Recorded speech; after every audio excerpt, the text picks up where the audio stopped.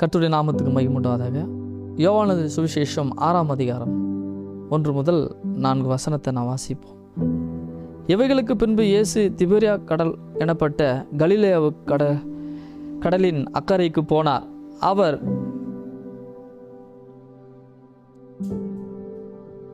வியாதிக்காரிடத்தில் செய்த அற்புதங்களை திரளான ஜனங்கள் கண்டபடியால் அவருக்கு பின் சென்றார்கள். இயேசு மலையின் மேல் ஏறி அங்கே தம்முடைய சீஷரோடு கூட உட்கார்ந்தார். அப்பொழுது யூதருடைய பண்டிகையாகிய பஸ்கா சமீபித்திருந்தது. இயேசு தம்முடைய கண்களை ஏறெடுத்து திரளான ஜனங்களை தம்மிடத்தில் வருகிறதை கண்டு பிலிப்பையும் நோக்கி, இவர்கள் சாப்பிடத்தக்க அப்பங்களை எங்கே கொள்ளலாம் என்று கேட்டார். தாம் செய்ய போகிறதை அறிந்தும் அவனை சோதிக்கும்படி இப்படி கேட்டார்.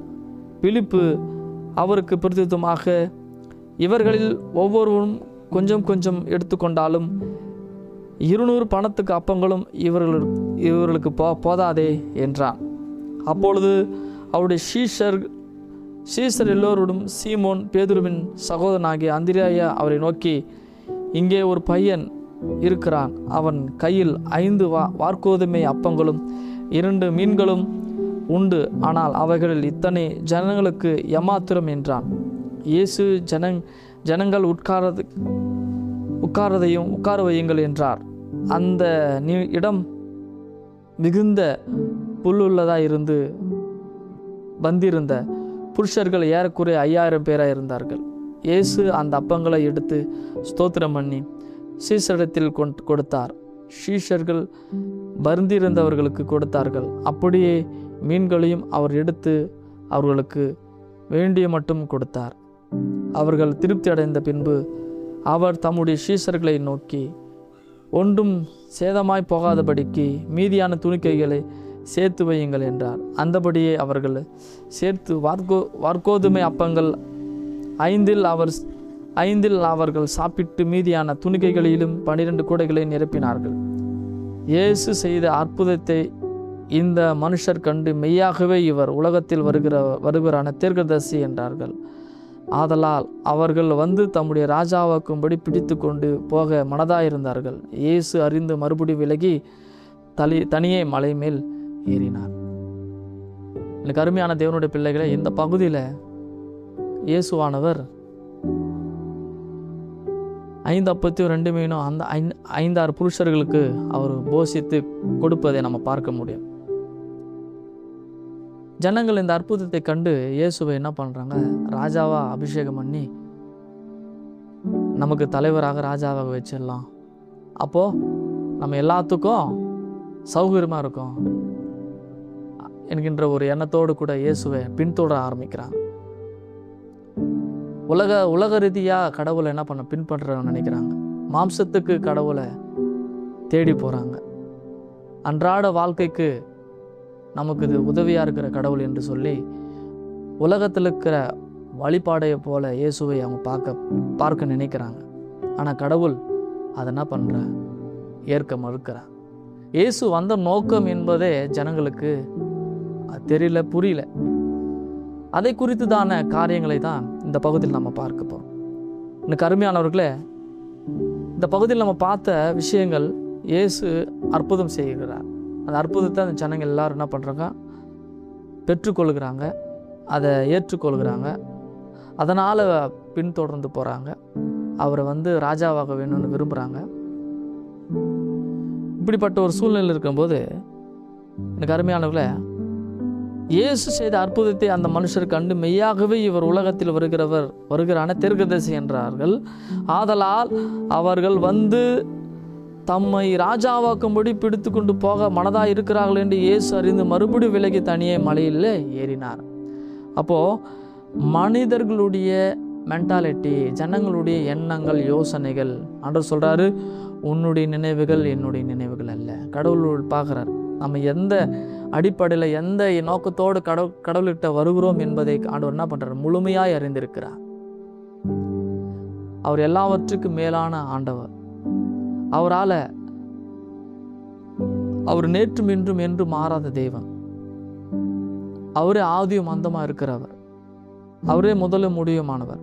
அப்படிப்பட்ட தேவன் சாதாரண மனுஷனுடைய அந்த ஐடியாலஜியை பார்த்து கடவுளை கொண்டு வந்து நம்ம வீட்டில் என்ன பண்ணலாம், வச்சுக்கலாம். நம்ம வீட்டில் என்ன பண்ணலாம், ஒரு பக்கமாக அவரை நமக்கு தேவையான எப்போல்லாம் அவர் தேவைப்படுமோ அவர்கிட்ட நம்ம என்ன பண்ணலாம், வாங்கிக்கலாம் அப்படின்ற ஒரு எண்ணத்தோடு கூட இந்த ஜனங்கள் இயேசுவை என்ன பண்ணுறாங்க, பின்தொடர்றாங்க. கடவுள் அதை என்ன பண்ணுறாரு, மறுக்கிறார். அவர்களை விட்டு விலகி போகிறார். ஏன்னா கடவுள் வந்த நோக்கம், கடவுளுடைய அந்த சித்தம், பிதாவின் சித்தம் இவர்களுக்கு தெரியல. கடவுள் அதை என்ன பண்ணுறாரு, வெளிப்படுத்த நினைக்கிறார். அதனுடைய காரியத்தை தான் இப்போ நம்ம பார்க்குறோம். எனக்கு அருமையான 28ஆம் வசனத்தில் வாசிக்கிறோம். அப்பொழுது அவர்கள் அவரை நோக்கி, தேவனுக்கேற்ற கிரிகளை நடப்பிக்கும்படி நாங்கள் என்ன செய்ய வேண்டும் என்றார்கள். இயேசு விலகி போகிறார்.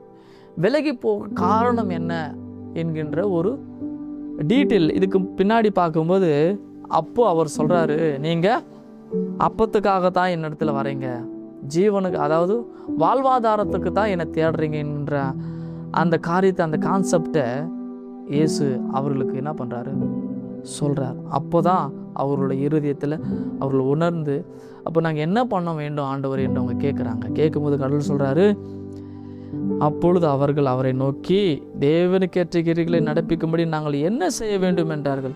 இயேசு அவர்களுக்கு பிரதிவிதமாக, அவர் அனுப்பினவரை நீங்கள் விசுவாசிப்பதே தேவனுக்கேற்ற கிரியையா இருக்குது என்றார். இதுதான் தேவன் விரும்புகிறது. ஜனங்க என்ன பண்ணுறாங்க, மனம் திரும்புகிறாங்க. இயேசுவும் அவங்க மனம் திரும்புதலுக்கான காரியத்தையும் எடுத்துரைக்கிறார். அதுக்கப்புறம் அவர்களுக்கு அவர் உபதேசிக்கிறார். அவருடைய உபதேசத்துடைய காரியத்தை பார்க்கும்போது மிகவும் ஒரு கடினமான ஒரு உபதேசமாக என்று சொல்லி சிலர் கடந்து போகிறத நம்ம பார்க்க முடியுது. அதை தான் அங்கே சொல்கிறாரு, ஜீவ அப்பம் நானே. உங்கள் பிதாக்கள் வனாந்திரத்திலே மன்னாவை புசித்திருந்தும் மரித்தார்கள். இதிலே புசிக்கிறவன் மறியாமல் இருக்கும்படி வனாந்திரத்தில் இறங்கின அப்பம் இதுவே. அப்போது தன்னை குறித்து அவர் சொல்கிறாரு, நான் என்னை விசுவாசிக்கிறவன், என்னை நம்புகிறவங்க மரித்தாலும் பிழைப்பாங்க. நீங்கள் உலகத்தில் இருக்கிற வாழ்வாதாரத்துக்கு தேடி போகிறீங்க, ஆனால் நான் உங்களை பரலோகத்துக்கு கொண்டு போவதற்காக நான் வந்திருக்கிறேன். என்னை விசுவாசிக்கும் போது நீங்கள் மரித்தாலும் பிழைப்பீங்க, என்னை சாப்பிடும்போது நீங்கள் என்ன உயிர் படைவீங்க என்கின்ற அந்த கம்யூனின் புதிய ஒரு உடன்படிக்கையை ஆண்டவர் என்ன பண்ணுறாரு, அவர்களுக்கு போதிக்கிறார். அதை குறித்து இந்த ஜனங்கள் எல்லாரும் என்ன பண்ணுறாங்க, ஒவ்வொன்றா கவனிக்கிறாங்க. கவனிக்கும்போது எல்லாரும் கடந்து போகிறாங்க. அப்பொழுது சீசர்கள் மத்தியில் ஆண்டவர் ஒரு கேள்வி எழுப்புறார். 67ஆம் வசனம். அப்பொழுது இயேசு 12 நோக்கி, நீங்களும் போகவிட மனதாக இருக்கிறீர்களா என்றார். சீமோன் பேதுரு அவருக்கு பிரதிவிதமாக, ஆண்டவரே, யாரிடத்தில் போவோம்? நித்திய ஜீவன் வசனங்கள் உம்மிடத்தில் உண்டோ என்று சொல்லி அவங்க மறு உத்தரவா இயேசு இடத்துல அந்த சீசர்கள் சொல்லுகிறத நம்ம பார்க்க முடிகிறது. அல்லேலூயா. பாருங்க எனக்கு அருமையானவர்களே, அப்படியாய் ஆண்டவர் அவரிடத்துல தன்னுடைய சித்தத்தை, கடவுள் கொடுத்த பிதாவின் சித்தத்தை டிரான்ஸ்ஃபார்ம் பண்ணுறார், அவங்களுக்கு கொடுக்குறார், போதனையை சொல்கிறார். சிலர் என்ன பண்ணுறாங்க, அது கடினமானது என்று சொல்லி விலகி போகிறாங்க. சீசர்கள் அவர் கேள்வி எழுப்புறார், நீங்கள் என்ன பண்ண போகிறீங்க? இல்லாண்டவர் நித்திய ஜீவன் கொடுக்குற வசனங்கள் உங்களிடத்தில் இருக்குது, நாங்கள் எங்கேயே போவோம்னு கேள்வி அவங்க பதில் சொல்கிறாங்க. அப்போது நீ ஜீவனுள்ள தேவனுடைய குமாரனாகிய கிறிஸ்து என்று நாங்கள் விசுவாசித்து அறிந்தும் இருக்கிறோம் என்றான். இயேசு அவர்கள் நோக்கி, 12 உங்களை நான் தெரிந்து கொள்ளவில்லையா? உங்களுக்குள்ளும் ஒரு பிசாசியா இருக்கிறான். அப்போ பாருங்க, கடவுளால் தெரிந்து கொள்ளப்பட்ட பாத்திரம் அவர்களோடு கூட இருக்கும். இப்போ இன்னைக்கு நீங்களும் நாங்களும் கடவுளால் தெரிந்து கொள்ளப்பட்ட பாத்திரமாக நாம் இருக்கணும். உலகத்தை இருக்கிற காரியத்துக்காக, உலகத்தில் இருக்கிற ஆசாபாசங்களுக்காக, உலகத்தில் இருக்கிற சிற்றின்பங்களுக்காக, உலகத்தில் இருக்கிற ஐஸ்வர்யத்துக்காக நம்ம கடவுளை பின்னிட்டு போகாதபடி, அது கடவுளுக்கு விரோதமான ஒரு காரியம். தேவன் அதில் விரும்பலை. தேவன் அது மேலே நம்ம கொடுக்க அவருக்கு என்ன இல்லை, சித்தம் இல்லை. தேவனுடைய சித்தம் என்னன்னா, நான் பிரதானமாக இருக்கிற நானே உங்களுக்கு ஜீவ அப்பமாக இருக்கிறேன். இதை மாத்திரம் நீங்கள் புரிந்து கொண்டீங்கன்னா நல்லாயிருக்கும். அதை தான் கர்த்தர் சொல்லும்படி இந்த இடத்துல அதிகமாக நம்ம இடத்துல வலியுறுத்துகிறத நம்ம பார்க்க முடியும். அல்லேலூயா. கண்களை மூடி நம்ம ஜெபிக்கலாம்.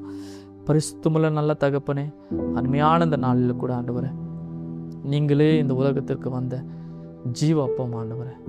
சுவாமி, உம்மை புசிக்கிறவன் மறிக்காமல் இருக்கும்படி வானத்திலிருந்து இறங்கி வந்த அப்பம் நீரல்லவா.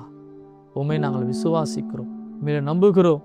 இதோ இதை கேட்டுக்கொண்டிருக்கிற ஒவ்வொரு பிள்ளைகள் மத்தியில் ஆண்டவரே, நீர் சுவாமி ஆண்டவரே மனம் இறங்கி அவர்களை தெரிந்து கொள்ளும்படியாய் ஆண்டவரே, அந்த 12 சிஷ்யர்களை தெரிந்து கொண்டது போல ஆண்டவரே, உம்முடைய பிள்ளைகளையும் நீ தெரிந்து கொண்டு உம்முடைய உபதேசத்தில் உம்முடைய வார்த்தையில் நிலைத்திருக்கும்படியாய் அவர்களை அப்பா இயேசுவே வழிநடத்த வேண்டும் என்று சொல்லி நாங்கள் வேண்டுகிறோம். எல்லா தூதியான மகிமை உமக்கே செலுத்துகிறோம். இயேசு கிறிஸ்து நாமத்தினால் ஜெபிக்கிறோம் எங்கள் ஜீவனில் நல்ல பிதாவே. ஆமென்.